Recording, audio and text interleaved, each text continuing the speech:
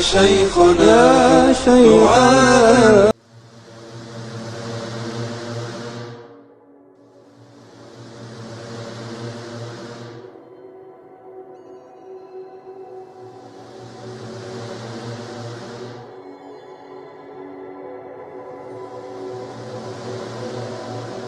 Assalamualaikum warahmatullahi wabarakatuh. Ketemu lagi dengan saya di channel Media Religius dan Akademik. Kita sekarang akan membahas tentang masyarakat India dan Hinduisme.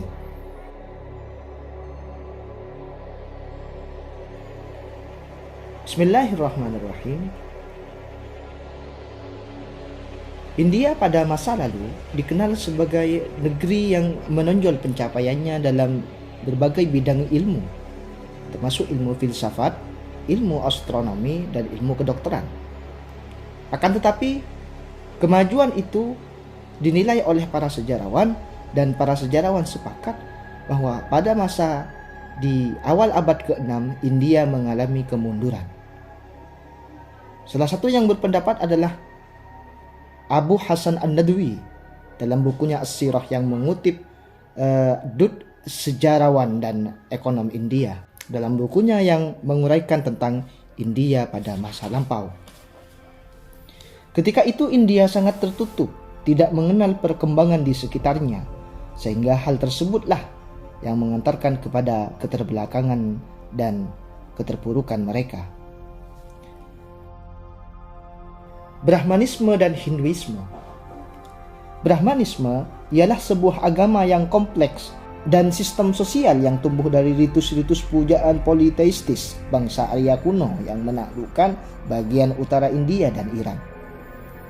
Agama atau kepercayaan ini lalu menyebar ke seluruh wilayah anak benua India dan lestari tanpa berubah secara signifikan sampai dewasa ini. Agama Hindu. Agama Hindu berasal dari bahasa Sanskerta, yakni Sanatana Dharma, kebenaran abadi.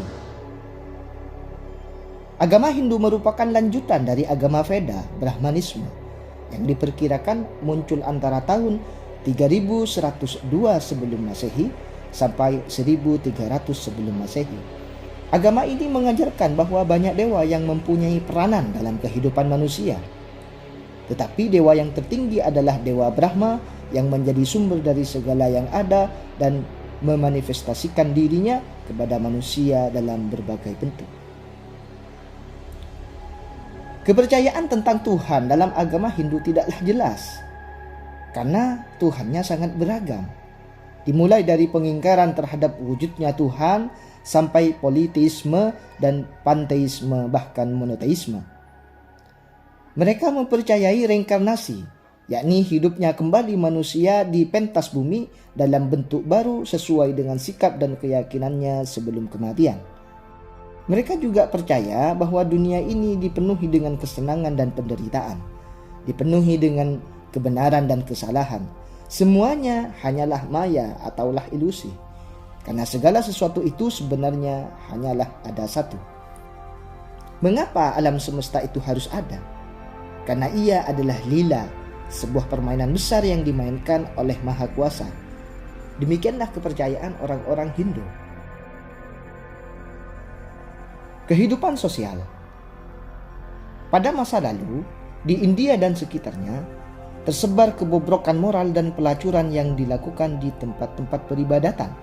Dan ini menjadikannya sesuatu yang dapat diterima karena diselubungkan dengan selubung agama. Perempuan tidak memiliki nilai, sampai-sampai bisa jadi seseorang menyerahkan istri sebagai pembayaran kekalahannya dalam berjudi. Para istri, terutama dari para golongan bangsawan, membakar diri mereka bila suaminya wafat untuk menunjukkan kesetiaan. Tradisi ini baru berakhir pada masa penjajahan Inggris terhadap India.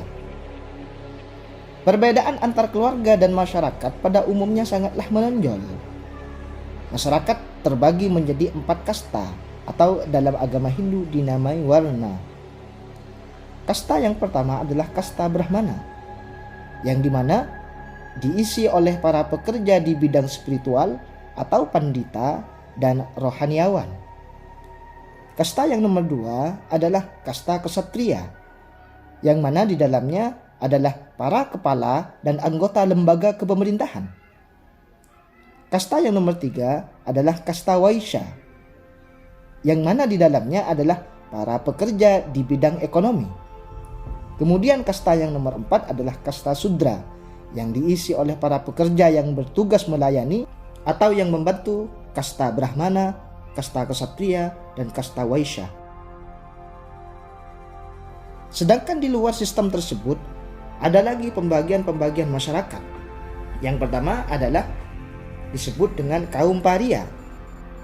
Kaum paria ini adalah golongan orang yang terbuang, yang dianggap hina karena telah melakukan suatu kesalahan besar.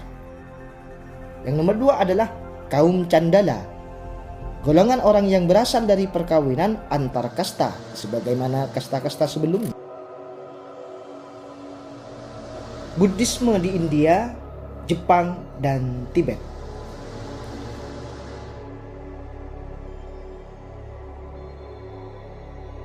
Di India, di Jepang, Nepal, Tibet, Cina, dan beberapa wilayah Asia lainnya, Buddhisme tersebar luas.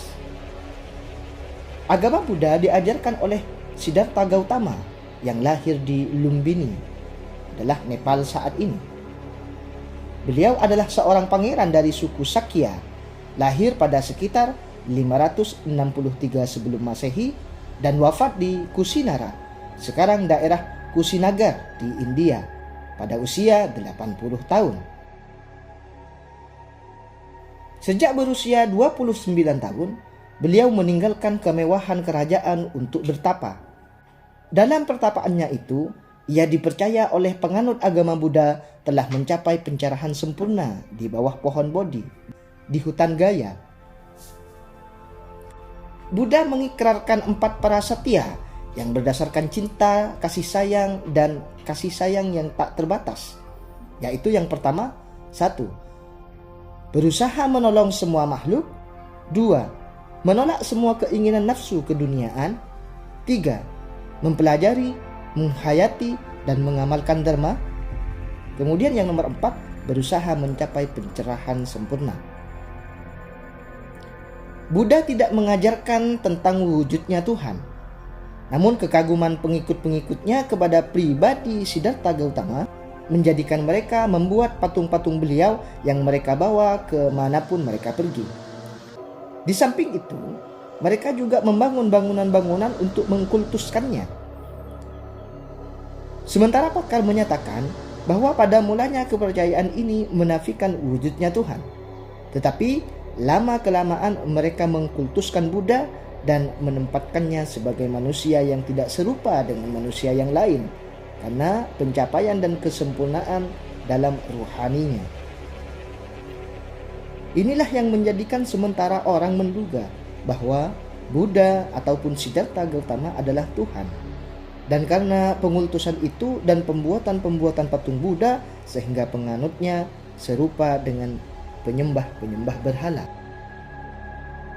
Abu Hasan An-Nadwi menulis dalam sirahnya bahwa para pakar merasa heran bagaimana agama besar ini dapat tersebar tanpa mempercayai wujudnya Tuhan. Di sini kami menambahkan bahwa sementara ulama Islam menduga bahwa Buddha adalah seorang nabi walaupun beliau tidak termasuk dalam kelompok 25 nabi yang nama-namanya secara jelas dan pasti disebutkan di dalam Al-Quran. Salah satu ulama muslim bernama Jamaluddin Al-Qasimi menyatakan dalam tafsirnya Mahasinut Ta'wil ketika menafsirkan surah At-Tin, menyatakan bahwa At-Tin adalah nama pohon tempat pendiri agama Buddha mendapatkan bimbingan ilahi. Oleh orang-orang Buddha, pohon ini dinamai pohon Bodhi atau pohon ara suci yang terdapat di kota kecil Gaya di daerah Bihar. Apabila benar pendapat para pakar yang mengatakan bahwa Siddhartha Gautama adalah nabi, tentu saja beliau pastilah mengajarkan tentang keesaan Tuhan. Namun, ajarannya diselewengkan dengan berlalunya masa. Kendati secara umum ajaran akhlak dan Buddhisme amatlah luhur, tetapi dalam kehidupan sosial hal tersebut tidaklah tercermin. Manusia karena tidak mempercayai wujudnya Tuhan akan selalu berada dalam kegelapan. Demikianlah gambaran singkat kondisi masyarakat dan kepercayaan mereka yang hidup di sekitar India dan agama Buddhisme. Demikianlah gambaran singkat kondisi masyarakat dan kepercayaan yang hidup sebelum lahirnya Nabi Muhammad SAW. Assalamualaikum warahmatullahi wabarakatuh.